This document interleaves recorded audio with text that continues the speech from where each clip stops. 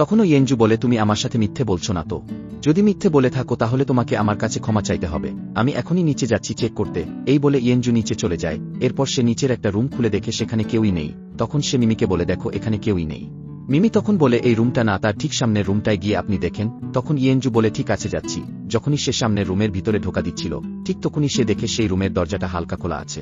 তখন সে দেখে যে ভিতরে তার স্বামী আরেকজন মেয়ের সঙ্গে কথা বলছিল। তখন ইয়েনজুর স্বামী সেই মেয়েটিকে বলছে, ভয় পেও না, আমি ইয়েনজুকে ঘুমের ওষুধ খাইয়ে দিয়েছি, আর সেই ওষুধের সাথে বিষও আছে যা ধীরে ধীরে কাজ করে, আর সেই ওষুধ খেতে খেতে সে একসময় মারা যাবে। তার ভাই ছাড়া আর কেউই নেই তার, এরপর তাকেও সরিয়ে দিতে পারলে তাদের সব সম্পত্তি আমার হয়ে যাবে।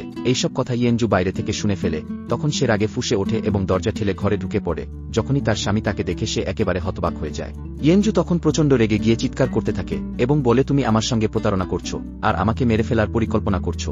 এই কথা শুনেই তার স্বামীও রেগে যায়। তখন সে ইয়েনজুর গলা চেপে ধরে তাকে খুন করার চেষ্টা করে। তখন এই ভয়ঙ্কর দৃশ্য সবাই লাইভে দেখছিল, কারণ মিমির ফোন তখনও অনলাইনে ছিল। এইসব দেখে মিমি খুবই ভয় পেয়ে যায়। তখন সে বুঝতে পারছিল না সে কি করতে পারে। অন্যদিকে আমরা দেখি ইউনশুর অ্যাসিস্ট্যান্ট ও সেই লাইভ দেখছিল। তখন সে এক মুহূর্ত সময় নষ্ট না করে দৌড়ে যায় ইউনশুর কাছে। এরপর সে সেই লাইভ ইউনশুকে দেখিয়ে বলে, স্যার ইয়েনজু বড় বিপদে আছে।